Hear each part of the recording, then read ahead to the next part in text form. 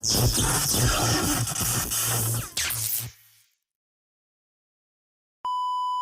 magandang umaga po sa inyo mga ka-farm lot. Na ito po yung ating ibibentang property. Andito po tayo ngayon sa National Road. Yan. Ito po yung papasok na area. So, buhat po dyan, galing pong town proper ng Calawag, Quezon, mayroon pong 15 minutes papunta po rito papasok sa property, sa area.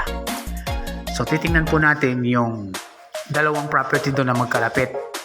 Parehong 9 hectares. Papasok po tayo dito. So, mga around 2 minutes lang po. All cemented road ang dadaanan po natin dyan.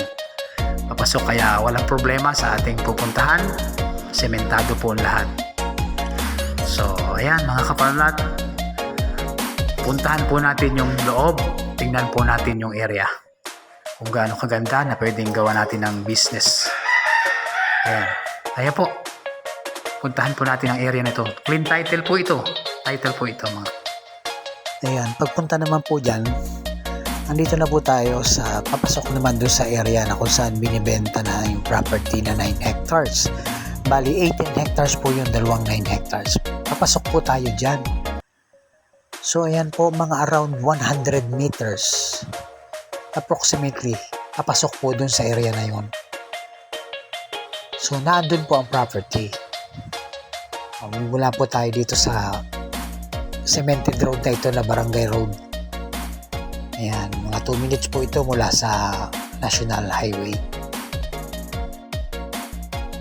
So ayan, nandito na po tayo mga ka-farm lot sa property na ating ibebenta. Ayan, makikita nyo po ng flat naman po ang area. So dun po sa mga matataas na niyog na yun, ilang peraso, ayan po ang bahay ng tenant.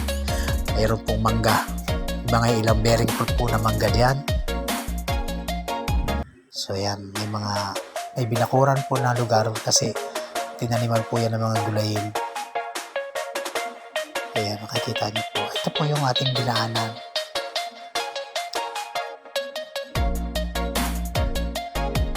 Ayan po yung 100 meters approximately, more or less,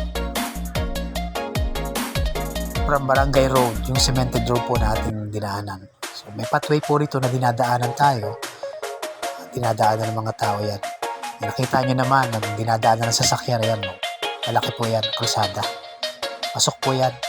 Dahil dyan po nag-harvest ng tinanimang mais ng may-ari po. So yan. Puntahan po natin yung pinakang sentro ng property para makita natin kung gaano kaganda. Napakaganda po nito mga ka-farm lot. Ayan.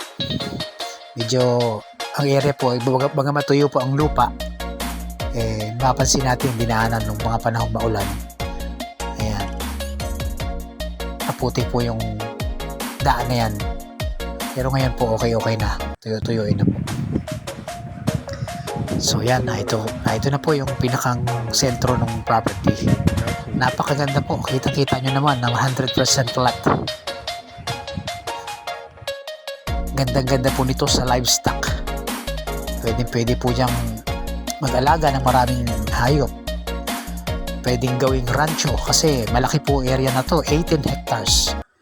Ngayon, kung kaya nyo lang naman po na 9 hectares lang ang bilhin, pwede rin naman po. Dalawa po ang titulo nito. Yan. Ayun po yung nakikita yung sa kabila. Yung hanggang dun sa boundary na yun. Mga walang tanim. Hanggang dun po yun. Wala po talagang niyog ito. Kasi ito po ay tinaniman ng mais ng may-ari. Yung mais po ang kanilang produkto na ginawa dito. So ngayon, di na po sila nagtanim. Kaya ayan, nakita nyo na malawak po ang kanyang kaparangan. Pero napakaganda po nito sa business, mga ka-farm lot. May tubig naman po dito, may source ng tubig dyan. Mayroon po dyang poso at mayroong sapa-sapa na pwedeng pag-inuman ng hayop. Ang kuryente po, mayroon pong linya dyan ng kuryente.